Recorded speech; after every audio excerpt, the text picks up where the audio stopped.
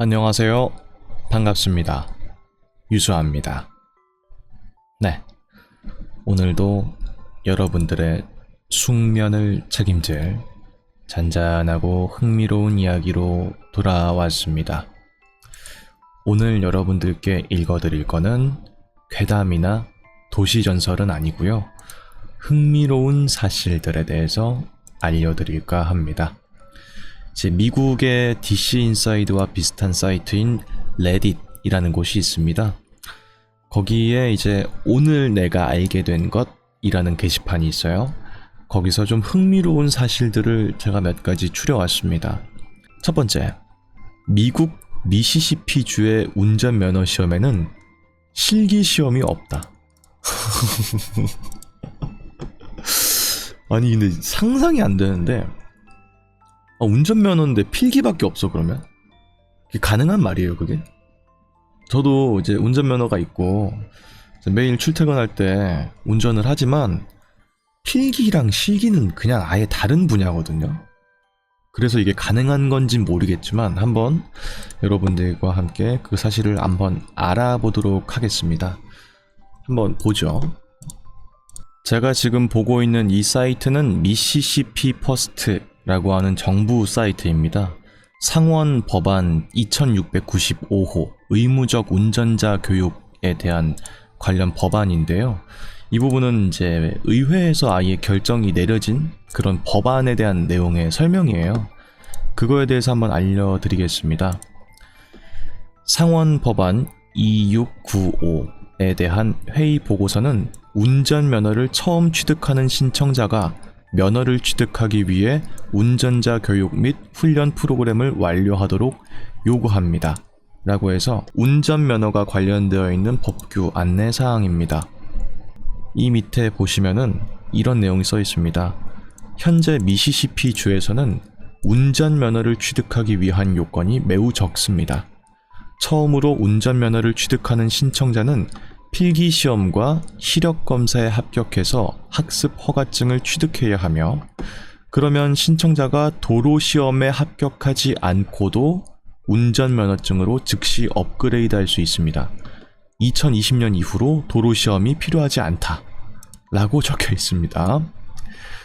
18세 미만의 신청자에게는 몇 가지 추가 요건이 있는데 여기에는 학교 출석 증명서가 포함됩니다. 그렇기 때문에 고등학생들도 딸 수가 있지만 관련돼서는 학생의 출석 증명서 같은 게 필요한 것뿐, 필기시험과 시력검사만 합격하면 도로 관련되어 있는 시험을 보지 않고도 바로 운전면허가 발급된다 라는 정보가 적혀 있군요. 왜일까? 근데 말이 돼 이게? 아하, 다만 2027년 7월 1일부터는 모든 신규 신청자는 미시시피 교육위원회 또는 미시시피 공공안전부에서 인증한 과정을 통해서 운전교육 프로그램을 완료해야 합니다. 라고 합니다. 그러니까 2027년부터는 관련해서는 운전교육 프로그램을 이수해야 되는 게 맞지만 지금 2024년, 25년, 26년까지는 없어도 되는 게 맞네요. 근데 왜? 이게 가능해? 이게? 차에 대해서 아예 다루지를 못하는 사람한테 바로 나가서 운전할 수 있는 그런 자격이 주어진다는 건데 이유가 있었겠죠? 잘은 모르겠지만 어쨌든 간 되게 골 때리면서도 신선한 그런 정보였습니다. 궁금하네요. 왜인지는. 어쨌든 그런 정보였다. 다음 두 번째 사실입니다. 캥거루는 앞으로 이동하기 위해서 걸을 수 없다. 오직 점프만 가능하다. 야, 흥미롭다. 그러니까 캥거루가 보통 움직이는 그 모습을 상상해 봤을 때 팔을 이렇게 앞으로 하고 껑충 껑충 이렇게 뛰는 모습을 우리가 많이 보는데 그게 본인이 원해서 뛰는 게 아니라 점프밖에 못한다는 거죠. 왜? 시프트 키가 눌려있나? 왜 점프밖에 못할까? 한번 알아보겠습니다. Exploring Nature라고 하는 사이트에 올라와 있는 글입니다. 요거는 미국의 교사분들께서 쓰시는 사이트인 것 같아요. 여기 적혀있는 글인데 캥거루는 뒤로 걸을 수 없다는 것이 사실입니까? 라는 글이에요. 한번 같이 살펴보겠습니다. 캥거루는 개활지에서 삽니다. 그들은 이 열린 서식지에 완벽하게 적응된 이동 방식을 가지고 있습니다. 그것은 바로 점프입니다.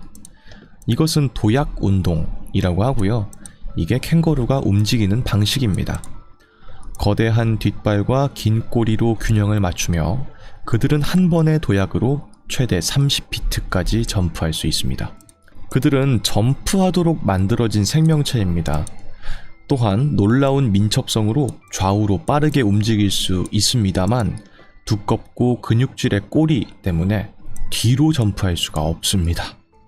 그러니까 꼬리가 너무 크고 무게 중심이 좀 뒤로 쏠려 있는 부분이 있기 때문에 뒤로 점프할 수가 없어. 뒤로 뛰면 넘어진다든지 뭐 그런 식이겠죠. 그들의 긴 발과 무거운 꼬리는 앞으로든 뒤로든 걷는 것 자체를 불가능하게 만듭니다. 그러니까 얘네는 기본적으로 개활지에서 넓게 펼쳐져 있는 평야에서 살 수 있게끔 진화된 동물이기 때문에 기본적인 이동 방식을 도약, 뛰는 걸로 선택을 한 그런 생명체, 그렇게 진화한 생명체라는 거죠. 그러다 보니까 뛰기 위해서는 몸의 밸런스가 중요하잖아. 아무래도 어쩔 수 없이 꼬리가 그 밸런스를 잘 잡아주는 중요한 역할을 하게 되다는 거죠. 근데 그럴수록 점프의 능력이 향상되면 향상될수록 꼬리의 역할이 점점 중요해지다 보니까 앞으로 뛰는 건 가능하다. 근데 뒤로 뛰는 것도 불가능하고 앞으로 걷는 것도 불가능하다. 양옆으로 움직이는 건 가능하지만 뒤로 뛰는 거 그리고 앞으로 걷는 거는 불가능하다고 하네요. 야, 웃긴다 얘네 진짜. 뭐 어떻게 이럴 수가 있냐? 다행히도 호주의 아웃백, 이제 호주에 있는 열린 평야 같은 곳을 말하는 거죠. 거기에 사는 캥거루들은 움직일 수 있는 충분한 공간이 있고요. 점프를 하는 것에 잘 적응이 되어 있는 생명체입니다. 그렇기 때문에 인간인 저 같은 사람 입장에서는 이게 가능한 말인가 싶은데, 아니 못 걷는다는 게 이해가 안 가잖아. 근데 사실 그들한테는 굉장히 익숙하고 당연한 그런 삶의 패턴이라는 거죠. 그렇게 생각해보니까 확실히 그러겠네. 캥거루는 아마 우리를 보면서 야 어떻게 걷는 게 기본이라고? 이럴 거 아니야 쟤네들은. 점프를 안 한단 말이야? 막 이럴 거 아니야 우리 보면서. 그런 느낌일 것 같아요. 근데 어쨌든 간에 원해서 뛰는 게 아니었군요. 얘는 그냥 기본 그게 그냥 뛰는 거였다는 거죠. 참 신기한 사실입니다. 다음 세 번째입니다.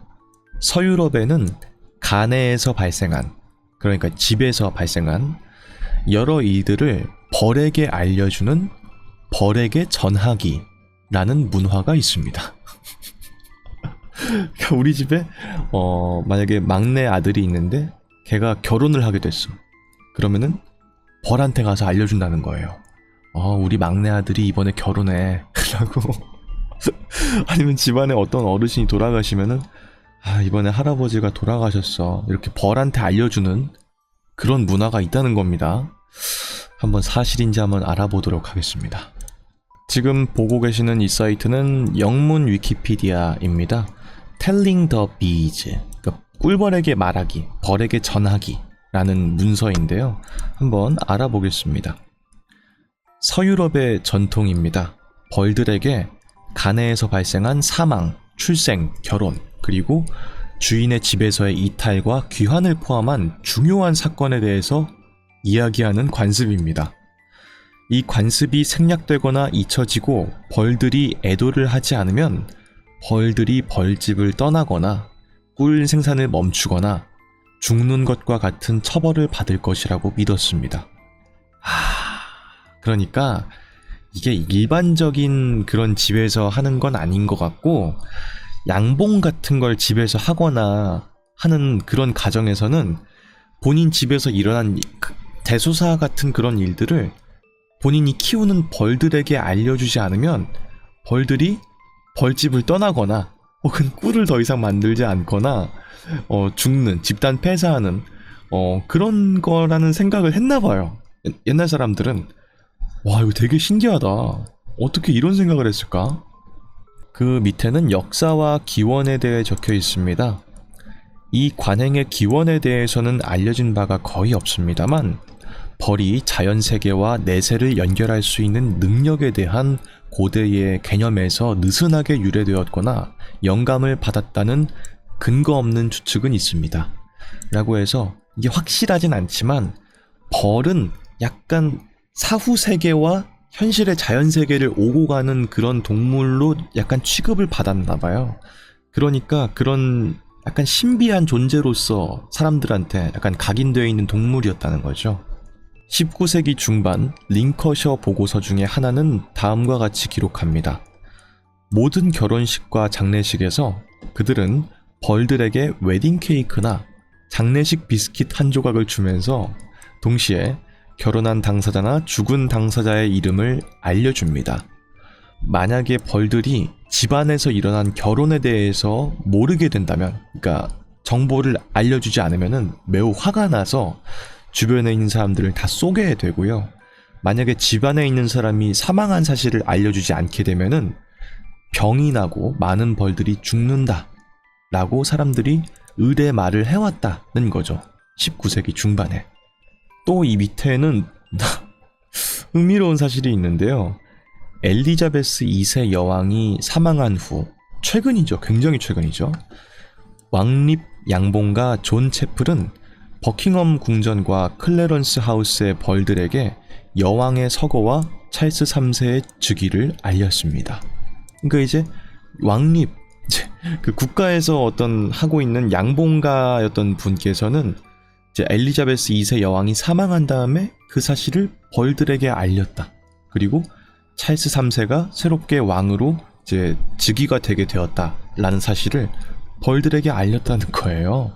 최근인데도 2020년대에서도 이 전통을 계속 유지해서 오고 있다. 양봉가들은요. 어쨌든 간에 상당히 흥미롭고 아직도 유럽권 국가에서는 이런 식의 전통이 남아있다.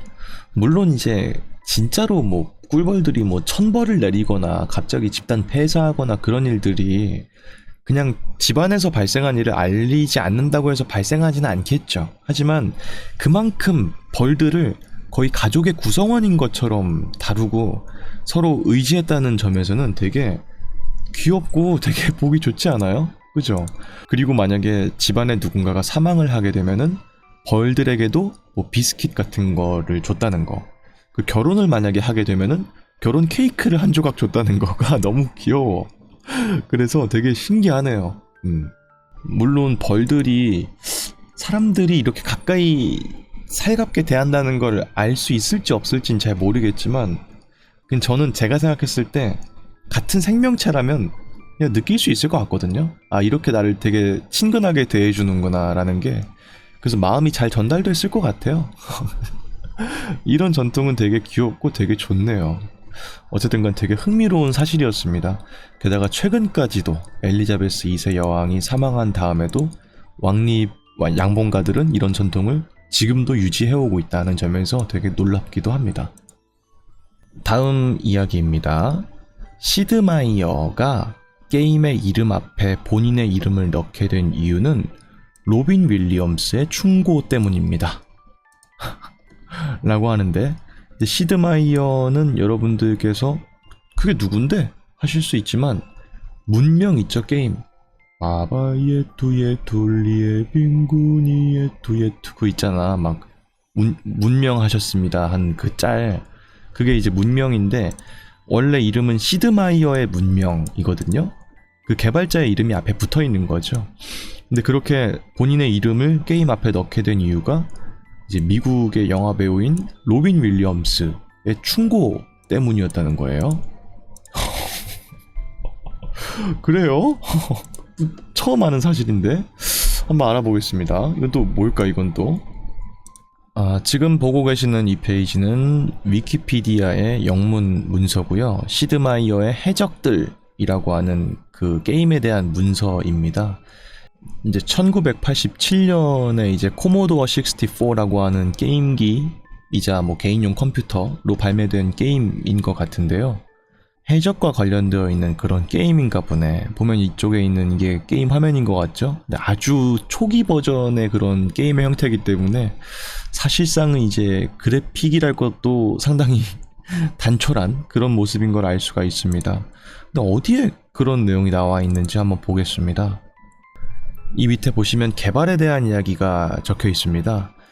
1986년 초 시드마이어와 동료 디자이너였던 아놀드 핸드릭이란 사람이 롤플레잉 어드벤처 게임을 만들고 싶어 했습니다. 그러니까 RPG 게임이라는 거죠.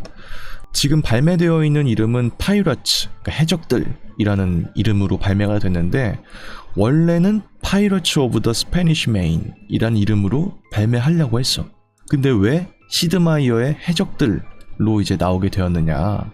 밑에 적혀 있네요. 5년 동안의 성공을 거둔 후 마이크로 프로즈, 여기가 이제 해적들이란 그 게임을 유통한 그런 게임 개발사입니다. 여기는 스타 디자이너였던 시드마이어를 판매 포인트라고 여겼습니다. 이 사람이 만든 게임은 뭔가 재밌다. 그러니까 시드마이어란 사람을 세일즈 포인트로 내세워야 된다. 이런 식의 말을 했다는 거죠. 스틸리에 따르면은 사람 이름이에요. 시드마이어의 이름을 추가하려는 아이디어는 여기 있네. 로빈 윌리엄스를 만난 후에 나오게 되었습니다. 우리는 소프트웨어 출판사 협회 회의에서 저녁 식사를 하고 있었는데 로빈 윌리엄스가 거기에 있었습니다. 그는 우리를 2시간 동안 웃게 만들었고요. 나를 보면서 빌, 이 상자 몇 개에 시드의 이름을 넣고 그를 스타로 홍보해야 돼 라고 말했습니다. 그래서 로빈 윌리엄스가 영감을 준 게 사실이네. 시드마이어 이 양반 만드는 거 게임 재밌으니까 이 사람 이름을 내세워서 게임 만들면은 앞으로도 잘 홍보가 되지 않겠냐, 요런 식의 말을 해줬다는 거죠. 놀랍다. 혹시 로빈 윌리엄스를 모르시는 분들도 있으실 수 있으니까 이분입니다. 죽은 시인의 사회나 여러 알라딘에서 지니 역할도 맡으셨던 그런 배우분이시죠. 지금 이제 사망해서 돌아가셨지만 어쨌든 간에 이분이 굉장히 게임을 생전에 좋아하셨다는 거는 많은 분들께서 아시고 계실 겁니다. 왜냐면 이분이 따님이 계시거든요. 따님이 성함이 젤다 윌리엄스예요. 근데 왜 젤다 윌리엄스냐? 이분이 젤다의 전설 아시죠? 그 닌텐도의 게임. 그 게임을 너무 좋아하셔가지고 본인 따님의 이름을 그 젤다의 전설에 나오는 그 공주 이름으로 따와가지고 짓게 된 거예요. 이거 실화입니다, 이거. 그래가지고 젤다의 전설 그 야생의 숨결이 발매되었을 때 그 따님분께서 이 어떤 기부 같은 거를 하기 위해서 기부금을 모으려고 라이브를 했던 적이 있었어요. 무슨 스트리밍 라이브 같은 걸 한 적이 있었어요. 트위치였나 거기서. 어쨌든 간에 그 정도로 게임을 평상시에 좋아하셨던 분이기 때문에 과거에 게임 개발자분들과 어떤 이야기를 나누는 그런 자리를 가졌던 적이 있다는 게 그렇게까지 이상한 일은 아니다 라는 거를 일단 알 수가 있는데, 여튼간에 시드마이어의 그 게임들 앞에 본인의 이름이 들어가게 된 이유가 로빈 윌리엄스였다는 거는 이거 진짜 신기한 일이다.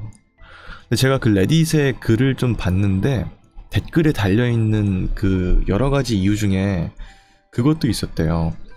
옛날에는 지금처럼 정보를 쉽게 얻을 수 있는 시기가 아니었기 때문에 보통 게임 잡지에서 재밌는 어떤 게임에 대한 추천 글을 읽고 나서 그 게임을 사거나, 혹은 거기서 주변 친구들이 이 게임 재밌더라 이런 식으로 하는 그런 구두로 된 정보밖에 얻을 수가 없었기 때문에 게임들을 어떤 게 좋은 게임인지 고르기가 되게 힘들었다는 거야.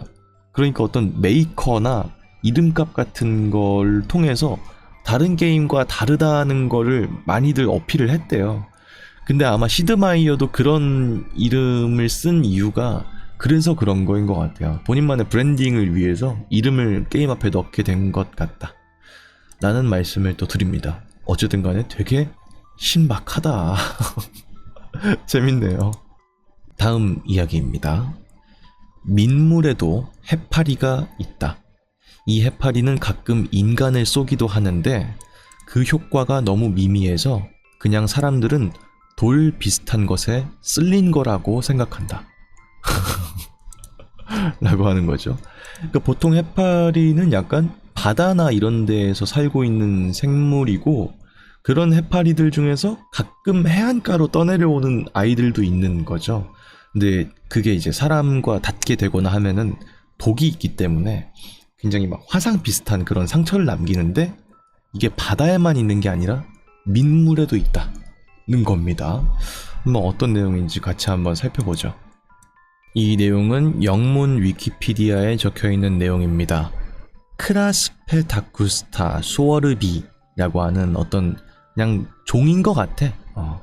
해파리처럼 생겼죠, 일단은. 네. 뭐 진핵 생물이고, 뭐 자포동물, 히드로축류, 뭐 이런 식의 생물 밑에 이제 과학적 분류는 적혀 있습니다. 어떤 친구인지 지금부터 알아보겠습니다. 복숭아꽃 해파리라고도 불린대요.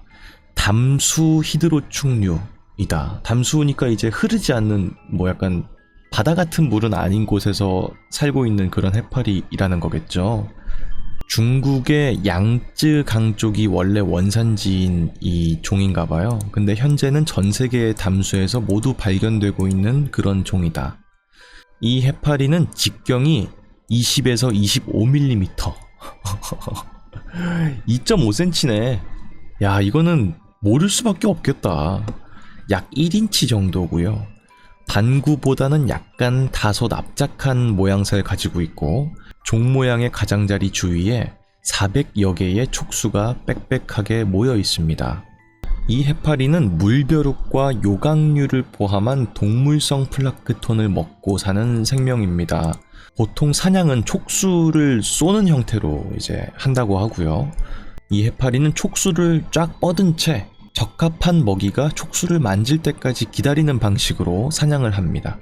이거는 매우 작은 먹이를 마비시키는 데 사용이 되고요. 그러니까 플랑크톤을 먹는 친구니까 플랑크톤한테는 효과적이겠지.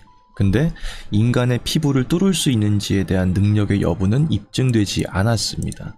그렇기 때문에 실제로 쏘여도 우리 인간에게는 매우 미미한 효과를 준다는 거네요. 야, 하여튼간에 신기하다. 이렇게 작고 일단 기본적으로, 게다가 투명하니까 더더욱 안 보일 수밖에 없는데, 약간 민물, 요런 약간 계곡물 이런 곳들은 다 물이 보통 맑으니까 이런 친구들이 있는지 없는지도 보기가 어렵겠지. 그러니까 쏘이는지도 모르고 존재하는지도 알기가 어렵다는 거죠. 하여튼간에 되게 귀엽네요. 뭐 쏘여도 안 아프다면야 뭐 얼마든지 쏴도 괜찮지. 하여튼간에 실제로 민물 해파리가 있다 라고 합니다. 다음 이야기입니다. 비지스의 Stayin' Alive 란 노래에서 드럼 소리는 사실 다른 음원에서 따온 드럼 소리다 라는데요. 이게 어떤 노래인지를 모르시는 분들도 있습니다만 들으시면 바로 알 수 있습니다. 자, 잠깐 들려드릴게요.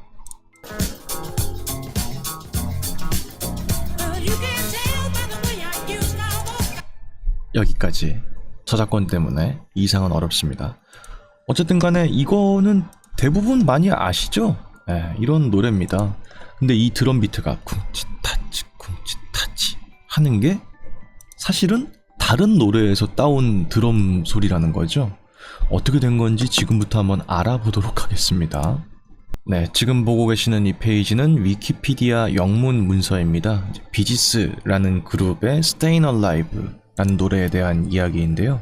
우선 이 Stayin' Alive란 노래는 비지스의 대표곡 중에 하나고요. 2004년 롤링스톤에서 선정한 역대 최고의 노래 500곡 중에서 189위에 올라있는 곡이다. 또한 2021년에 업데이트된 롤링스톤지의 역대 최고의 노래 500곡 목록에서 99위에 올랐습니다. 이야, 대단하다. 또한 2004년 AFI, 이게 100 Years, 100 Songs라는 설문조사에서 이제 100년, 영화사 100년에 통틀어서 100개의 곡을 딱 뽑았는데 거기에 9위에 랭크인이 된 것으로 알려져 있다. 그러니까 굉장히 대표되는 노래다 라고 할 수가 있겠습니다. 이 Stayin' Alive는 발매가 되자마자 차트에 오르게 됐고요. 1978년 2월 4일 미국의 빌보드 핫 100에서 1위를 차지하게 됐고 4주 연속으로 1위의 자리를 지켰습니다. 그리고 1979년 제21회 그래미 어워드에서 스테인 얼라이브는 올해의 앨범을 포함한 그 해 시상식에서 3개의 다른 상을 수상하는 것과 함께 2인 이상의 보컬 편곡 부문에서 그래미 어워드상을 수상했습니다. 그러니까 적당히 유명한 노래가 아니라 거의 레전드인 노래다라는 걸 알 수가 있네요. 그 밑에는 이제 녹음 관련되어 있는 내용이 적혀 있는데 밴드의 드럼에 대한 부분이 적혀 있습니다. 이 밴드의 드러머였던 데니스 브라이언이라는 사람이 있었는데 어머니가 돌아가시게 되면서 일찍 녹음 세션을 그만두게 되었습니다. 이제 갑자기 어머니가 돌아가셨으니까 활동보다도 사실 어머니 돌아가신 뭐 장례라든지 이런 것 때문에 더 바쁘고 마음도 힘들고 했겠죠. 그러니까 이제 녹음을 저 이제 못할 것 같습니다 하고 그만두게 되신 거예요. 밴드의 드러머였던 분께서. 근데 그 당시에 그 지역에서 약간 적당한 드러머가 없었어. 다시 뭐 대체해서 녹음할 만한 그런 잘하는 드러머가 없었기 때문에 어떻게 할까 고민하다가 그 당시에 이미 녹음되었던 다른 노래, 그러니까 나이트 피버, 밤의 열기 뭐 이런 노래가 있었는데 거기에 있는 트랙을 듣고 나서 2마디의 드럼 마디가 있었나봐요. 그 부분을 잘라가지고 계속 이어 붙인 거야. 그러니까 그 노래를 들어보시면 아시겠지만 드럼에 어떤 변주가 없이 그냥 쿵칫 타칫 이걸로 그냥 처음부터 끝까지 쭉 가잖아. 그게 이유가 그 부분만 2마디만 잘라가지고 계속 반복했기 때문에 그렇게 단조로운 드럼 비트인 것이다.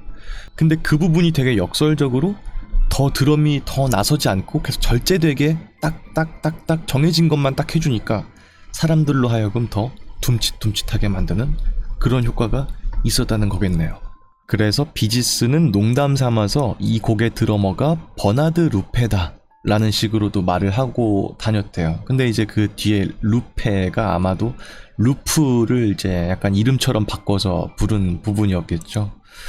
어쨌든 간에 그렇습니다. 야, 이것도 뭔가 그 노래가 다시 좀 듣게 된다. 그죠? 그게 사람이 친 게 아니고, 물론 사람이 친 거지만 2마디만 따서 그냥 무한 반복을 했다는 게 창의적이기도 하고, 게다가 그 밴드 그룹의 멤버들을 좀 소중히 여겼기 때문에 더더욱이 이렇게 된 게 아닐까 하는 생각이 들기도 해요.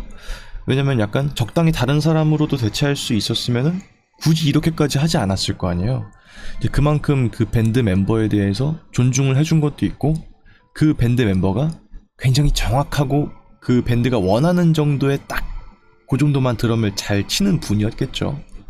여튼간에 그렇습니다. 이것도 참 흥미로운 그런 점이네요. 진짜 많이 들은 노래인데 이건 처음 알았어요. 다음 이야기입니다.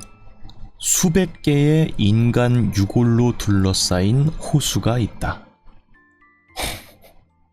왜 인간 유골로 둘러싸인 호수가 왜 있는 건데? 일단 같이 한번 알아보겠습니다. 진짜인지 아닌지. 지금 보고 계시는 이것은 영문 위키피디아입니다.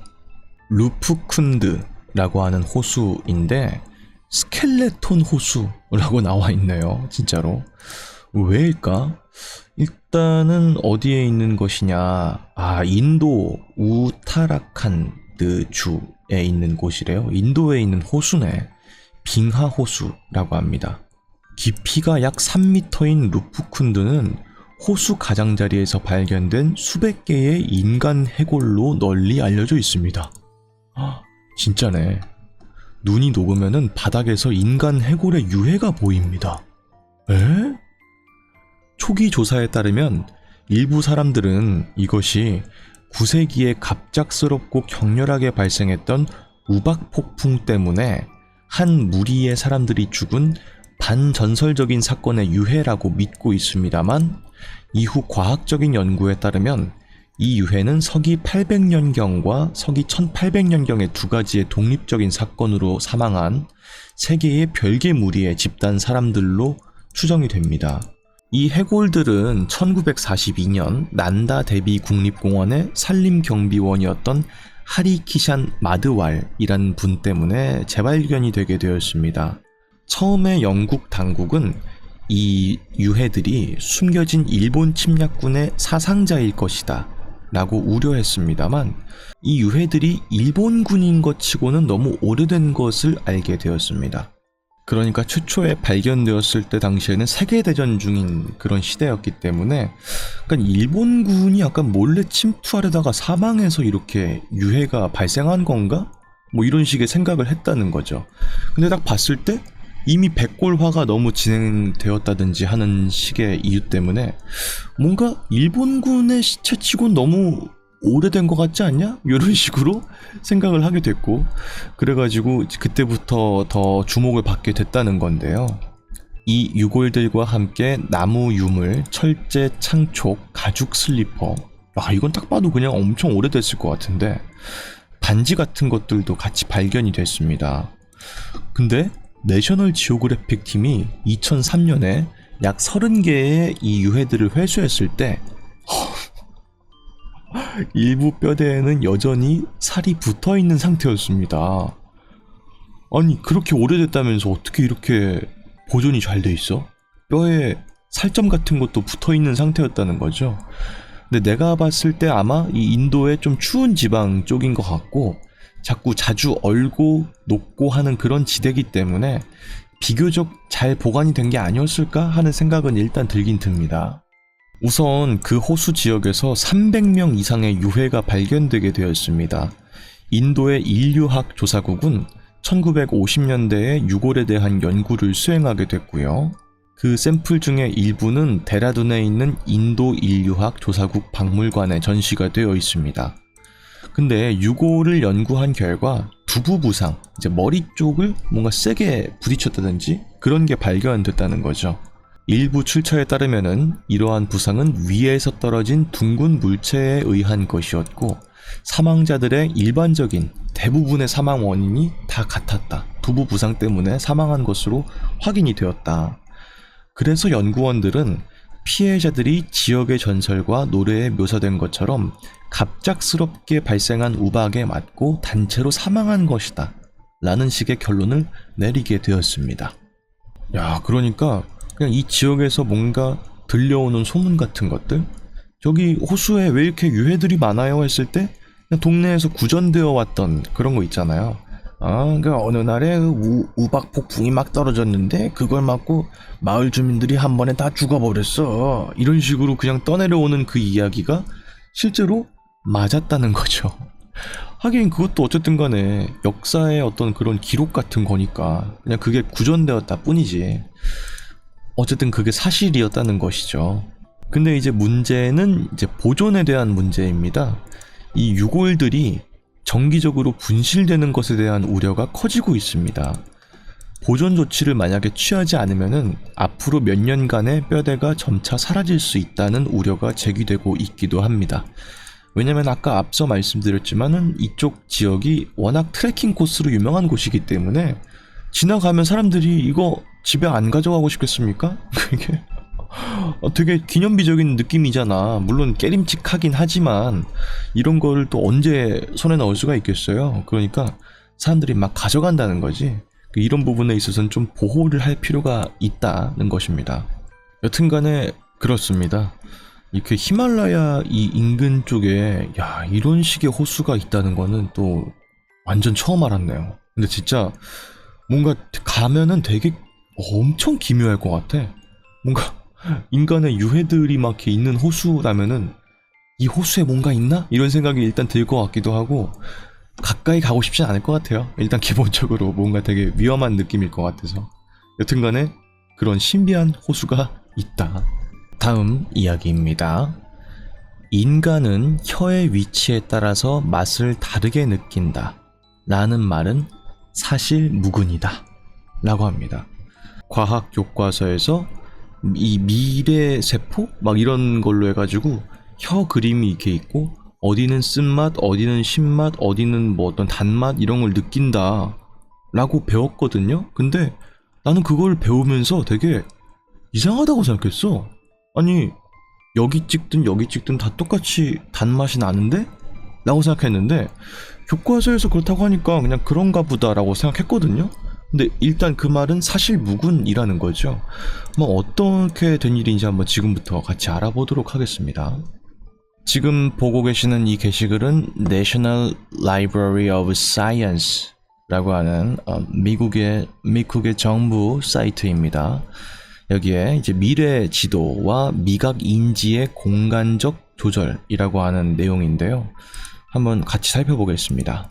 20세기 중반에는 단맛, 신맛, 쓴맛, 짠맛과 같은 다양한 기본 맛 속성을 코딩하고 있는 미각 수용체가 혀 표면에 비대칭적으로 분포되어 있다고 널리 믿어지게 되었습니다.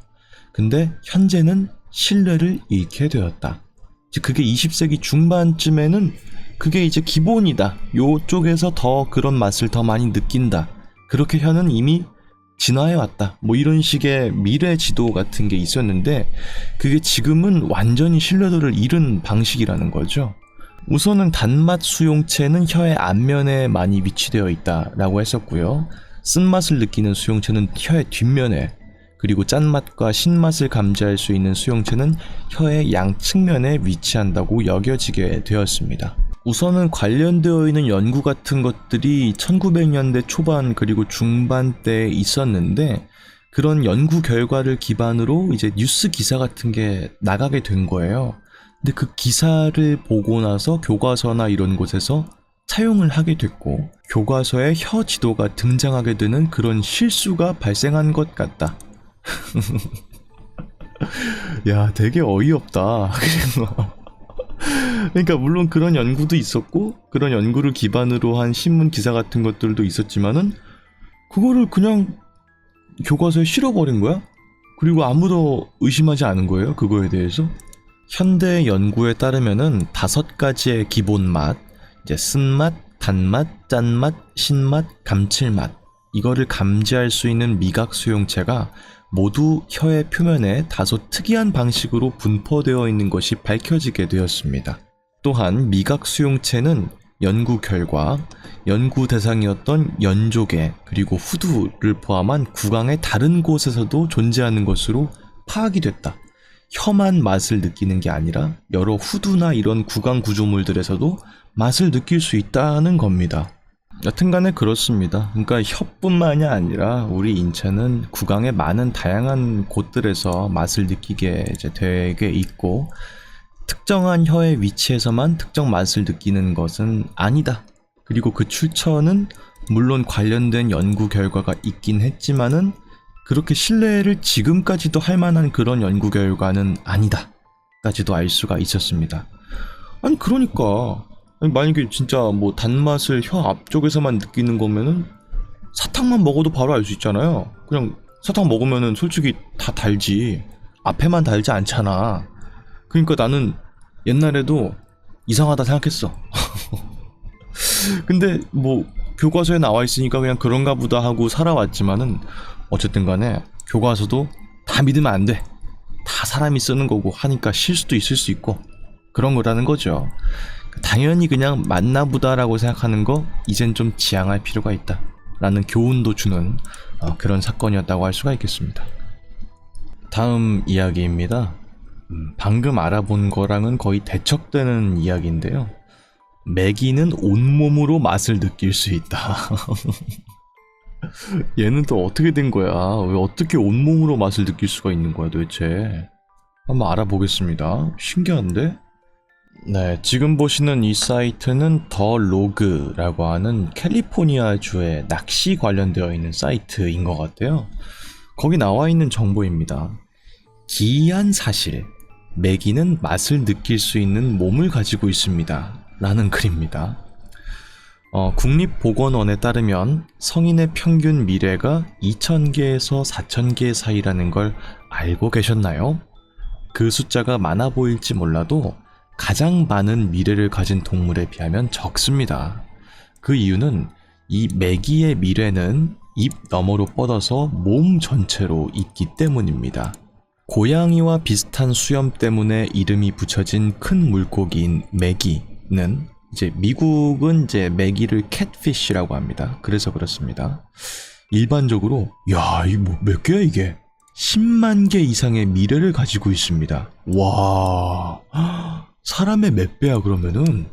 우드랜드 파크 주에 따르면은 더 큰, 몸집이 큰 메기의 경우에는 17만 5천 개 정도의 미뢰를 가질 수도 있다.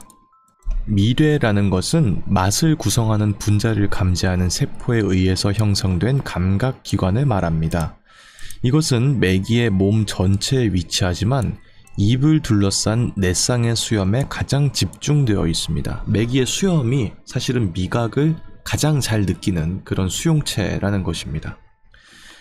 이 수염은 바벨이라고 불리기도 하고요. 안테나의 역할을 합니다.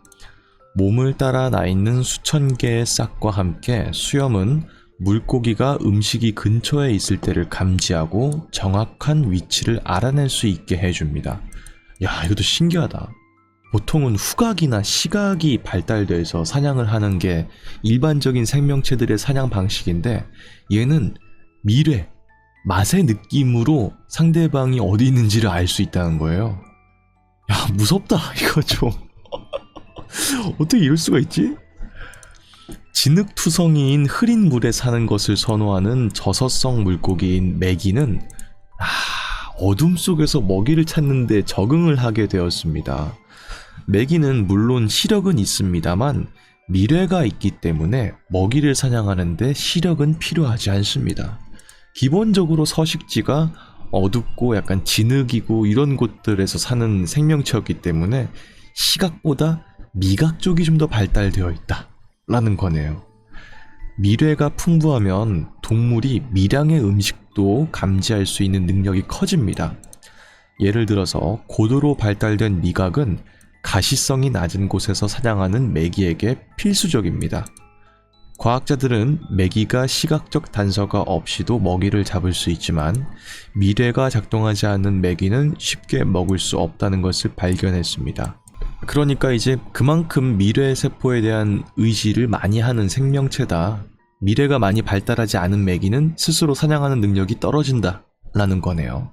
이와 반대로 미뢰가 가장 적은 동물은 닭입니다. 닭은 미뢰가 약 24개 뿐입니다 라고 합니다. 야, 진짜 신기하다. 근데 되게 피곤할 것 같아, 반대로. 그죠? 온몸으로 맛을 다 느낄 수 있다는 건 되게 진짜 예민하다는 건데 그만큼 되게 많이 피곤할 것 같네요, 되게. 그럼 막 평상시에도 물에 대한 맛도 느끼고 막 그런다는 걸 거 아니에요? 참 신기하다. 이것도 처음 안 사실이네요. 여튼간에 그렇다고 합니다. 재밌다, 재밌어. 다음 이야기입니다. 가장 깊은 곳에 가라앉아 있는 난파선은 USS 사무엘 B 로버츠호이다 라고 하는 내용인데요. 이것도 한번 알아보겠습니다. 물론 어딘가에는 가장 깊이 가라앉아 있는 난파선이 있겠지만 그게 이제 아무래도 전투 관련되어 있는 배였던 것 같죠? 한번 자세한 내용 알아보겠습니다. 지금 보고 계시는 요 사이트는 위키피디아 영문 문서고요. USS 사무엘 B 로버츠라고 하는 어떤 군함 관련되어 있는 얘기인 것 같습니다.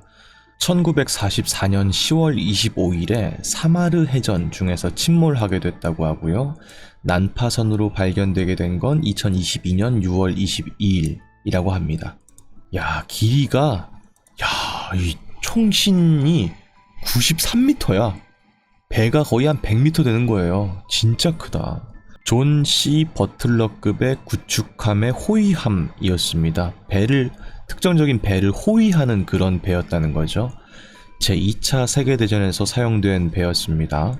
이 사무엘 B 로버츠는 해군 십자 훈장의 수상자이자 다른 우방 선박이 수행 중인 대피 노력으로 화력을 돌리기 위해서 적군을 향해 자발적으로 조종했던 공로를 칭찬받은 조종수의 이름을 따서 명명되게 되었습니다. 그러니까 특정 전투에서 본인을 희생하면서까지 타인을 살리기 위해서 노력했던 사람의 이름을 따와서 이렇게 이름을 짓게 되었다. 우리나라는 유명한 어떤 장군의 이름을 보통 따오는 경우가 많죠. 강감찬, 이순신, 이런 장군님들 이름을 따오는 경우들이 많은데 미국은 어떤 특정적인 배든지 지역이든지 이런 게 다 보통 사람 이름인 경우가 많습니다. 그래서 험프리 기지 이런 것도 아마 다 사람 이름이었던 걸로 알고 있고요. 이 배도 역시 그렇다는 겁니다. 사무엘 B 로버츠 호는 사마르 해전에서 침몰한 배입니다. 이제 일본군과 싸우다가 이제 침몰한 것으로 확인이 되는데요. 침몰하게 된 계기는 어뢰를 큰 걸 하나 맞았고 게다가 여러 발의 포탄도 맞아서 침몰한 것으로 확인이 됩니다. 호위 구축함인데도 불구하고 전함처럼 싸웠다라는 칭호를 받게 되었습니다. 그리고 2022년 6월 요거는 지금까지 발견된 가장 깊이 가라앉아 있는 난파선입니다. 지금 보시는 이 화면이 이제 바닥에 내려앉아 있는 난파선의 모습인 그 호인데, 야, 이거 좀 무섭다. 소름 돋아. 저희 저번에 알아봤던 공포증에서 해저 인공물 공포증이라는 게 있었죠. 서브 마키나 무슨 포비아였는데, 여튼간에 그렇습니다. 이런 모습인데, 장렬하게 이제 침몰한 배의 모습이죠. 되게 슬프기도 하네요. 전투 중에 이게 침몰한 배인 거니까. 어쨌든 간에 이 배가 지금까지 발견된 가장 깊이 가라앉은 배다 라는 겁니다. 흥미로운 사실이지만 사진을 보니까 좀 으스스하기도 하다. 나 무서워. 어쨌든 그렇습니다. 다음 이야기입니다. 개도 헌혈을 할 수 있다. 야, 이건 또 처음 한 사실인데? 저도 옛날에 개를 키우긴 했는데 지금은 이제 고양이를 키우고 있습니다만 헌혈 생각을 아예 못했어요. 근데 이제 개들도 수술을 하기도 하고 그러니까 충분히 어떤 피가 필요할 때가 있겠죠, 물론. 근데 이제 헌혈도 할 수 있다는 겁니다. 한번 관련된 것도 알아보겠습니다. 지금 보고 계시는 이 기사는 영국의 펫 블러드 뱅크, 그러니까 이제 헌혈 관련되어 있는 동물의 그런 사이트예요. 거기에 나와 있는 이제 글입니다. 개가 혈액을 기증할 수 있나요? 라는 글인데요. 내용은 다음과 같습니다. 개가 헌혈자가 되기 위해서는 특정 기준을 충족해야 합니다. 사람도 이와 유사하죠. 개의 복지는 항상 우리의 우선순위이기 때문에 개가 생명의 은인이 되기 위해선 다음과 같은 조건이 꼭 맞아야만 합니다. 건강하고 몸매가 좋아야 된다. 특정 유전 질환 같은 게 있지 않은 그런 아주 평균적인 몸이어야 된다는 것 같습니다. 나이는 1세에서 8세 사이여야 되고요. 무게가 25kg 이상. 대형견만 가능한 거네요. 성격이 좋아야 됩니다. 이 말 왜 이렇게 웃기냐? 성격이 좋아야 된대. 영국 혹은 아일랜드 밖으로 여행한 적이 없어야 됩니다.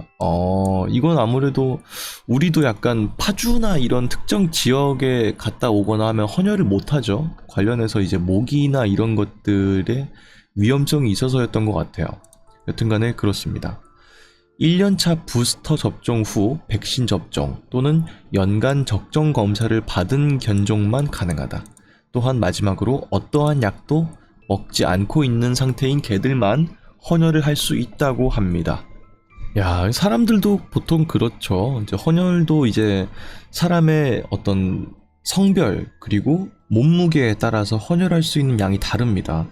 그래서 약간 여성분이거나 좀 키가 왜소하시거나 몸무게가 좀 적거나 하시는 분들은 아마 300ml 정도인 걸로 알고 있고, 그 외에 남성이거나 좀 건장한 체격이면 400ml대인 걸로 알고 있는데 개들도 유사하다는 거죠. 근데 특정적인 소형견들은 아예 할 수가 없다. 건강하고 듬직하고 그런 개들만 헌혈을 할 수 있다는 겁니다. 그 밑에 내용이 더 적혀 있으니까 같이 한번 또 읽어보겠습니다. 이 기증자의 기준에 충족하는 것 외에도 우리는 자신감이 있고 만져지는 것을 좋아하는 개를 찾고 있습니다. 개를 되게 사람처럼 썼네. 귀엽다. 이런 개들은 새로운 사람을 만나는 것을 즐기고 수의사에게 가는 것을 편안하게 여기는 아주 착하고 심성 올곧은 그런 개들만 좀 선호하고 있다는 것 같습니다.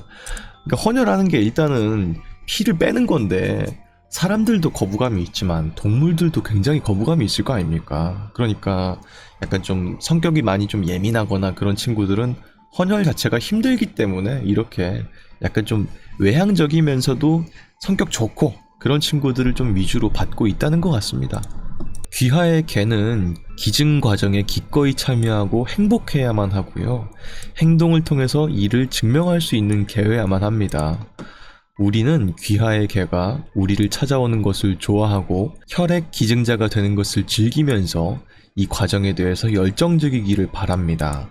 그 밑에는 혈액형에 대한 얘기도 있습니다. 이야, 혈액형이 있구나. 인간과 마찬가지로 개도 혈액형이 다릅니다. 우리가 검사하는 두 그룹은 DEA1 양성과 DEA1 음성입니다. 저희 서비스는 혈액형에 따라서 매우 신중하게 관리가 되고 있고요. 특히 음성 혈액형의 가능성이 더 높은 개를 등록하고 있습니다. 이 혈액형이 비상시에 모든 개에게 혈액을 줄 수 있기 때문입니다. 우리 이제 사람들도 O형은 이제 모든 인간의 혈액형 부류의 사람들에게도 다 이제 기증을 할 수가 있죠. 그러니까 이런 DEA1 음성인 혈액은 모든 혈액형을 가지고 있는 개들에게 다 줄 수가 있기 때문에 가장 우선적으로 이런 기증을 받고 있다 라는 거네요. 귀엽기도 하고 당연한 것 같기도 한데 전혀 생각을 못했어요. 야, 이럴 수가 있구나. 여튼간에 강아지들도 혈액을 기증할 수 있다고 합니다. 신기하다. 와. 다음 이야기입니다. 독일 나치는 윈스턴 처칠을 암살하기 위해서 폭발하는 초콜릿을 개발했습니다. 지금 이해가 안 가는데 폭발하는 초콜릿? 초콜릿 모양의 폭탄인 거야? 아니면 진짜 폭발하는 초콜릿인 거야? 어쨌든 간에 어느 쪽이든 간에 기묘한 사실이죠. 한번 알아보겠습니다. 어떤 내용이었을지 과연. 지금 보고 계시는 이 기사는 ABC 뉴스에 올라와 있던 기사입니다.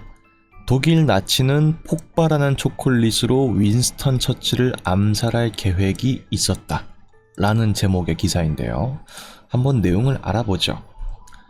윈스턴 처칠은 생전에 역사와 시가, 고급 브랜디를 사랑하는 것으로 유명한 총리였습니다. 그러나 사악한 나치 계획의 중심에는 윈스턴 처칠경의 달콤한 취향도 포함되어 있었다. 최근 공개된 비밀 전쟁 문서에 따르면 나치 요원들의 1943년에 폭발하는 초콜릿 바를 이용한 처칠을 암살하려는 계획이 드러났습니다. 야, 그러니까 얇은 폭탄을 만들어서 그 겉을 다크 초콜릿층으로 코팅을 한번 싹 하는 거야. 그리고 고급 포장지를 이용해서 아주 값비싼 초콜릿인 것처럼 해가지고 처칠을 암살할 계획이 있었다는 것이죠. 데일리 메일에 따르면 아돌프 히틀러는 영국에서 일하는 비밀 요원을 이용해서 처칠과 전쟁 내각들이 사용하는 식당에 치명적인 이 폭탄 초콜릿과 다른 사치품들을 밀수할 계획이었습니다. 이제 안에다가 스파이를 심어서 보통 간부들이 많이 이용하는 식당에다가 이 초콜릿을 다 뿌릴 계획이었다는 겁니다. 피터스 초콜릿이라는 상표가 붙은 초콜릿 바에는 수미터 범위 내에 있는 사람들을 죽일 수 있을 만큼의 폭발물이 들어있던 것으로 알려졌습니다. 하지만 히틀러의 폭발적인 이 계획은 결국 실패로 끝나게 됐고요.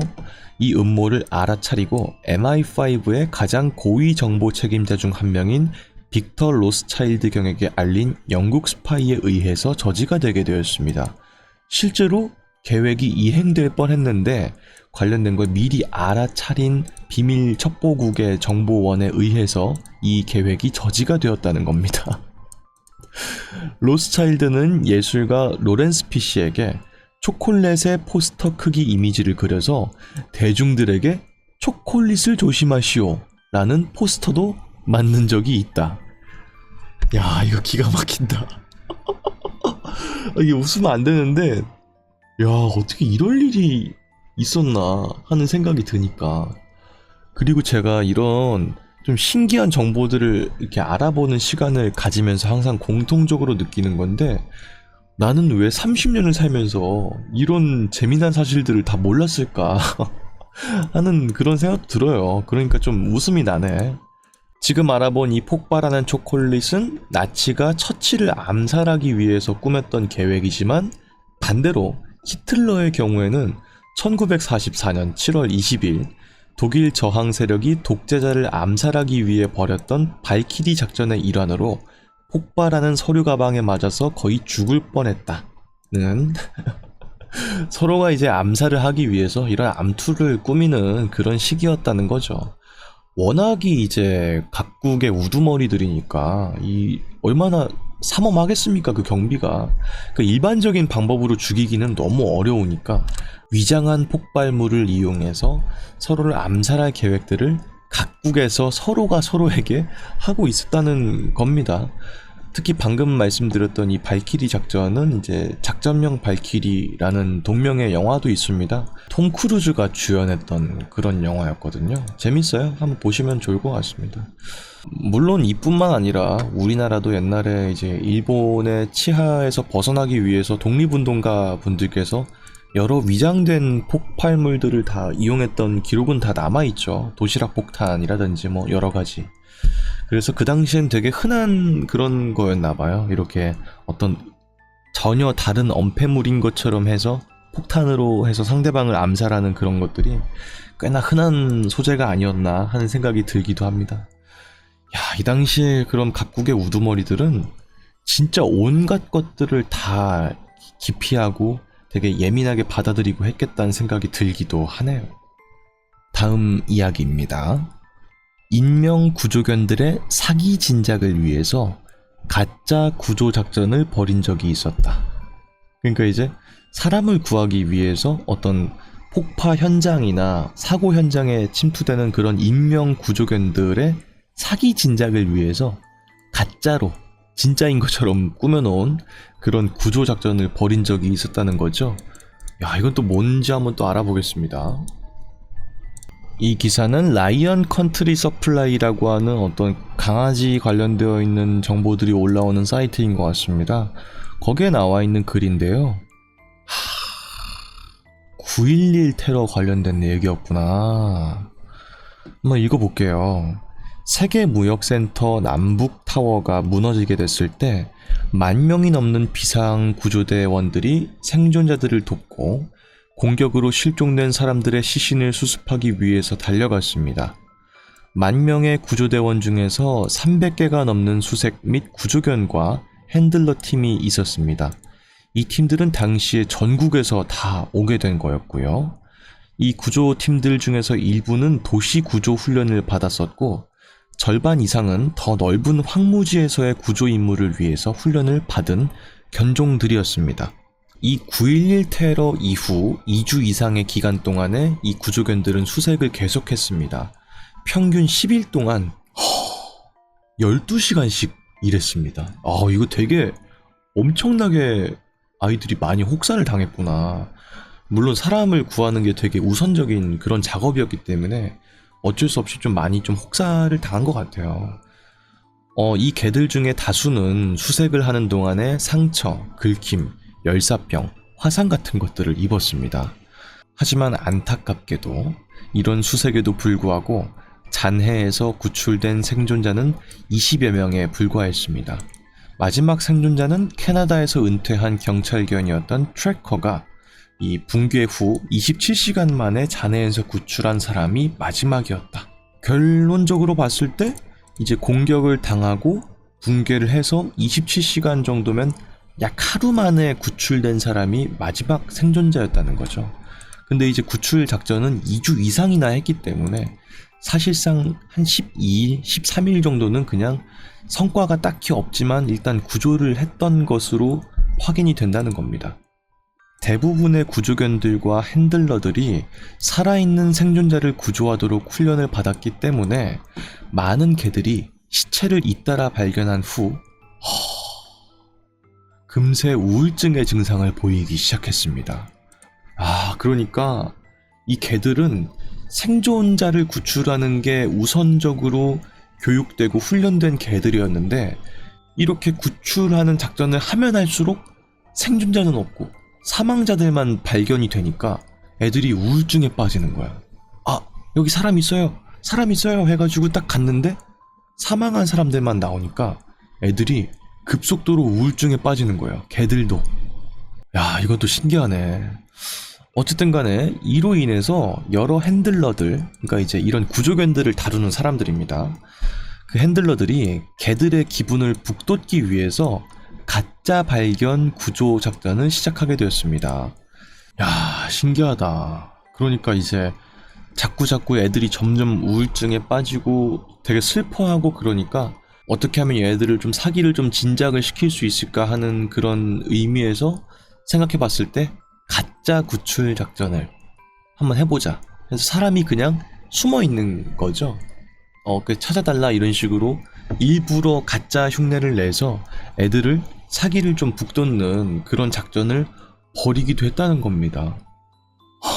이거는 되게 이름만 딱 들었을 땐 되게 무슨 가짜 구출 작전을 했을까? 이런 생각이 들었는데 약간 좀 더 멀리 보니까 되게 아이들을 위해서 되게 중요한 작전이었네. 애들이 이렇게라도 치유되지 않았으면 평생의 트라우마로 남았을 거 아닙니까? 그러니까 되게 중요한 작전이었겠다는 생각이 들기도 하네요. 여튼간에 그렇습니다. 되게 의미 있는 작전이었구나 하는 생각이 들기도 하고, 야, 이 친구들이 하루에 12시간씩 이렇게 사람을 구하기 위해서 굉장히 노력했다는 점에서 되게 좀 감동적인 부분도 좀 있고요. 그리고 또 이런 사건을 수습하기 위해서 미국의 전 각지에서 이런 도심지를 위해서 훈련되지 않은 개들도 다 투입이 됐다는 거는 약간 좀 감동이 좀 되는 부분이기도 합니다. 여튼간에 그런 사건도 있었군요. 다음 이야기입니다. 턱근 펭귄은 한 번에 4초씩 하루에 총 1만 번의 잠을 잔다 라고 하는데, 이거는 잔다고 할 수가 있어? 한 번 자는 게 4초씩이래요. 그러니까 그냥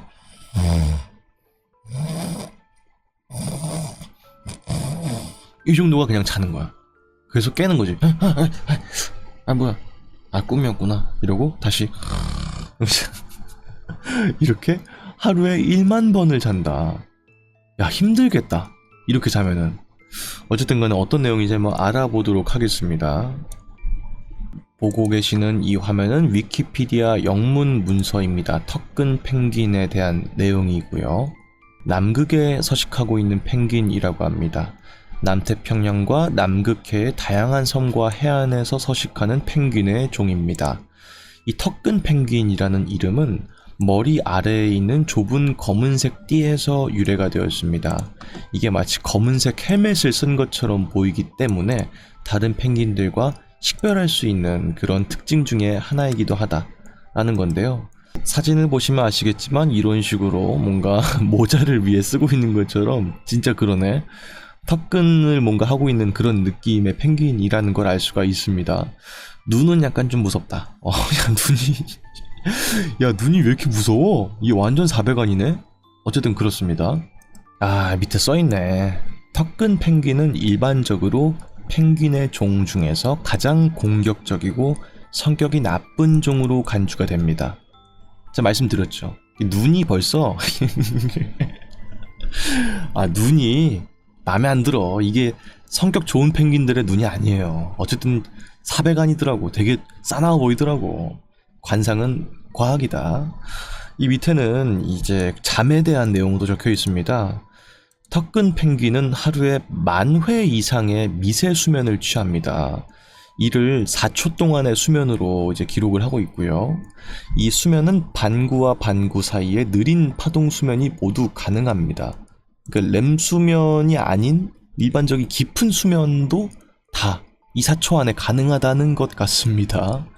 이 펭귄은 매일매일 11시간 이상의 수면을 축적하는데 그게 다 4초를 끊어서 10,000번씩 잔다는 겁니다. 야, 이거 나는 내가 이렇게 잔다고 하면 너무 피곤할 것 같은데? 여튼간에 뭐 인간이 자는 그런 메커니즘이랑 약간 다르겠죠. 그리고 이제 워낙 성격이 예민하고 그런 성격이다 보니까 더더욱이 기민해서 이렇게 끊어서 자는 종인 게 아닌가 하는 생각이 일단은 들기도 합니다. 여튼간에 이렇게 짧게 자는 동물도 있다는 거는 또 처음 한 사실이네요. 다음 이야기입니다. 퀸의 보헤미안 랩소디는 원래 몽골리안 랩소디였다. 야, 느낌이 확 다른데? 보헤미안도 물론 이제 특정적인 어떤 인구를 특정하는 말이긴 하지만 몽골리안 랩소디는 뭔가 느낌이 되게 이상하다. 여튼간에 한번 알아보겠습니다. 어떤 내용이었는지. 지금 보고 계시는 이 기사는 가디언지에 올라왔던 기사입니다. 몽골리안 랩소디? 새롭게 발굴된 작곡 초안, 퀸 히트곡의 원래 제목 공개라고 하는 기사였고요. 내용을 한번 읽어보겠습니다. 소더비에서 경매되는 퀸의 보헤미안 랩소디 초안에서는 1975년의 히트곡의 다른 가제가 공개되었는데 이는 밴드의 팬과 학자들에게 이전에 알려지지 않았던 내용이었습니다. 뉴욕타임즈의 보도에 따르면 락 오페라의 초기 초안 15페이지 중 한 페이지에서 작곡가였던 프레디 머큐리는 맨 위에 몽골리안 랩소디 라는 단어를 썼지만 이 첫 번째 단어를 지우고 그 위에 보헤미안 이라고 썼다고 합니다. 그러니까 원래 초안을 봤을 때 이름이 몽골리안 랩소디가 맞았다. 그리고 그 초안이 소더비의 경매에 나오면서 그 사실이 세계에 공개가 됐다는 겁니다. 이 보헤미안 랩소디의 초안은 이 프레디 머큐리가 약간 낙서처럼 휘갈긴 그런 종이에 적혀 있던 건데 지금은 폐선된 항공사인 브리티시 미들랜드라는 편지지에 적혀 있었대요. 그래서 여기 보면은 여기 뭔가 찍찍찍찍 그어져 있고 보헤미안 랩소디라고 적혀 있는 게 보입니다. 근데 아마 M으로 시작하는 이게 약간 자세히 봤을 때 몽골리안인 것처럼 보이죠. 그런 초안이라는 겁니다. 그 밑에 내용이 더 있는데요. 보헤미안 랩소디의 초안은 또 다른 구절의 초기 버전도 공개했습니다. 그래서 모두가 알지만 Mama just killed a man 이렇게 시작하잖아요. 엄마 방금 한 남자를 죽였어요. 그의 머리에 총을 겨누고 방아쇠를 당겼어요. 이제 그는 죽었어요. 라는 가사 대신에 다른 가사가 적혀 있다. 엄마, 전쟁이 시작됐어요. 저는 오늘 밤 떠나야 돼요. 나는 일어나서 싸워야만 해요. 라는 식의 가사로 바뀌어 있었다. 약간 전투에 참여하기 위해서 뭔가 어머니한테 글을 쓰는 것 같은 그런 느낌의 가사였다는 거네요, 처음에는. 그리고 이 외에 이 노래의 유명한 감탄사는 모두 다 포함되어 있습니다. 초안인데도 불구하고 갈릴레오 갈릴레오 뭐 판당고 스크라무쉬 뭐 벼락과 번개 뭐 이런 식의 감탄사는 초안인데도 그대로 다 있었다. 이 보헤미안 랩소디는 퀸의 네 번째 앨범이었던 A Night at the Opera의 리드 싱글 곡이었고요. 처음에는 영국에서 1위에 9주 동안이나 머물렀었고 1991년 프레디 머큐리가 사망한 후에는 5주 정도 더 1위를 머무른 것으로 알려졌습니다. 미국에서는 원래 발매 당시 9위까지 올랐지만 이후 1992년 영화였던 웨인즈 월드에서 삽입곡으로 들어간 다음에 2위까지도 빌보드에 올라갔다. 이렇게까지 유명한 레전드인 노래, 우리 모두가 다 아는 그 노래가 원래는 몽골리안 랩소디로도 불릴 뻔했다는 거는 처음 한 사실이네요. 야, 이것도 신기하다. 여튼간에 그렇습니다. 다음 이야기입니다. DJ들이 사용하는 스크래칭 기술은 엄마 크리 때문에 생긴 기술이다 라고 하는데, 이제 스크래칭이 뭐냐면은 우리가 일반적으로 DJ들을 떠올렸을 때 하는 그 모습 있잖아요. 보통 턴테이블에 LP 레코드판을 두 개를 딱딱 놓고 이렇게 삐끼삐끼삐끼 이렇게 하잖아. 막 이렇게 하는 그런 게 스크래칭이잖아요. 그러니까 특정 구간을 고의적으로 반복해서 재생과 되감기를 반복해서 이상한 소리를 내는 거죠. 그 스크래칭 기법이 엄마 크리 때문에 발견된 기술이다 라는 건데, 야, 이것도 뭔 내용이야? 한번 알아보겠습니다. 지금 보시는 이 화면은 영문 위키피디아 그랜드 위저드 시어도어에 대한 문서입니다. 이제 본명은 시어도어 리빙스턴이라는 분이신데, 이분이 이제 DJ 이름으로 이런 이름을 썼다는 거죠. 위대한 마법사 시어도어라는 하는 이름입니다. 어쨌든 간 되게 전설적인 존재인 걸로 알고 있습니다. 시어도어 리빙스턴은 이제 63년 3월 5일 태어나신 분이신데 미국의 음악가이자 DJ로 널리 알려져 있습니다. 그는 스크래칭 기법의 발명가로 널리 알려져 있다. 뉴욕의 브롱크스, 약간 이제 뉴욕 쪽의 약간 빈민가 쪽이죠. 거기서 태어나신 분이라고 합니다. 그 밑에는 이제 어떻게 그 스크래칭 기법을 알게 됐느냐, 이 사람이. 그런 내용이 적혀 있습니다. 1975년 시어도어는 침실에서 볼륨을 최대로 올린 상태에서 레코드를 틀고 있었습니다. 너무 시끄럽게 틀어놨으니까 어머니가 시어도어의 방에 들어와서 시어도어에게 볼륨을 낮추라고 했고요. 그러지 않으면 음악을 꺼버리겠다고 했습니다. 시어도어에 따르면 어머니가 문간에 서서 그를 꾸중하는 동안에도 그는 여전히 손으로 레코드를 누르고 있었고요. 레코드를 앞뒤로 문지르면서 긁는 소리가 났다고 합니다. 어머니가 나간 후 시어도어는 그 소리가 마음에 든다는 것을 깨달았고 그것을 자신의 디제잉에 통합하는 것이 좋은 생각이라는 생각을 하게 되었습니다. 얼마 동안 연습한 후 그는 스크래칭이란 기술을 소개하는 파티를 열게 되었습니다. 그러니까 이제 방에서 음악을 내가 이제 나 DJ 할 거야 이러면서 엄청 큰 소리로 이제 레코드판을 재생하고 있었는데, 이 LP판이 자세히 보면은 홈이 파여 있는 그런 구성이거든요. 거기에 이제 바늘을 이제 내려놓으면은 그 바늘을 통해서 얘가 그 홈을 읽어서 이거를 더 소리를 확장하는 그런 기술을 통해서 소리가 나오는 그런 구조란 말이에요. 결국은 LP판이 돌아가야만 그 바늘이 소리를 인식하는 구조인 거예요. 근데 이제 소리를 크게 틀어놓은 상태에서 막 듣고 있었는데 엄마가 갑자기 문 쾅쾅쾅 두드리면서 엠마! 소리 안 꺼! 이렇게 이제 혼내시니까 이 사람이 갑자기 멈추지 않고 LP를 잠깐 잡았던 거지. 엄마가 곧 나갈 거니까 잠깐 잡고 있는 상태에서 알았다고 엄마, 끈다고 이렇게 했는데 이렇게 말하면서 잠깐 잡고 있던 손이 흔들린 거야. 그러니까 소리가 나왔겠죠. 근데 이제 소리가 나면서 앞뒤로 이런 식으로 소리가 나니까 뭐지 이거?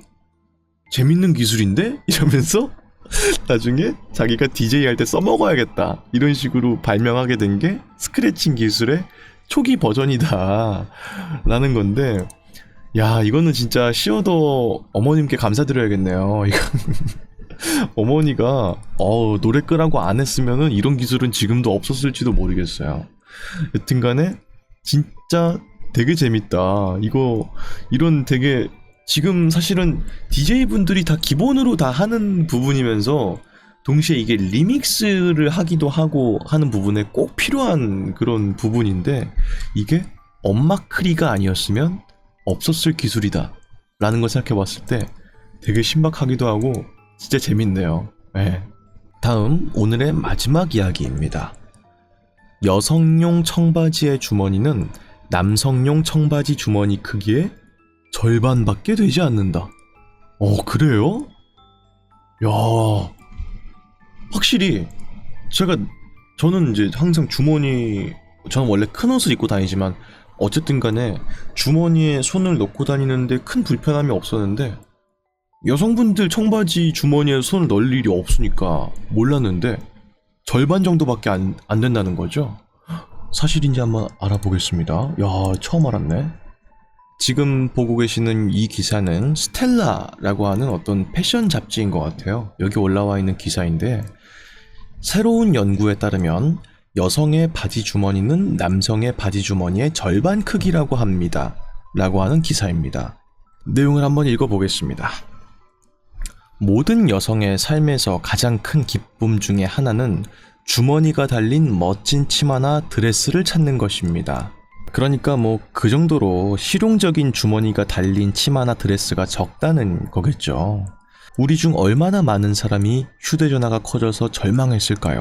더 푸딩의 새로운 연구에 따르면 남성과 여성의 평균 사이즈를 알아내기 위해서 80개의 청바지 주머니를 측정했습니다. 측정된 청바지는 모두 허리가 32인치였기 때문에 거의 비슷한 사이즈의 사람들에게 모두 맞는 크기였습니다.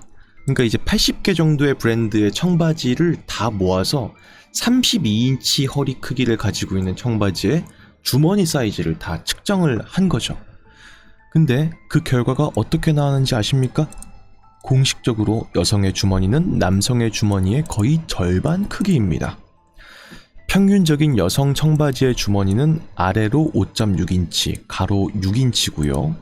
평균적인 남성의 주머니는 아래로 9.1인치, 가로는 6.4인치입니다. 야, 그러니까 가로폭 차이는 크게 안 나는데 세로폭 차이가 거의 2배가 난다는 거죠.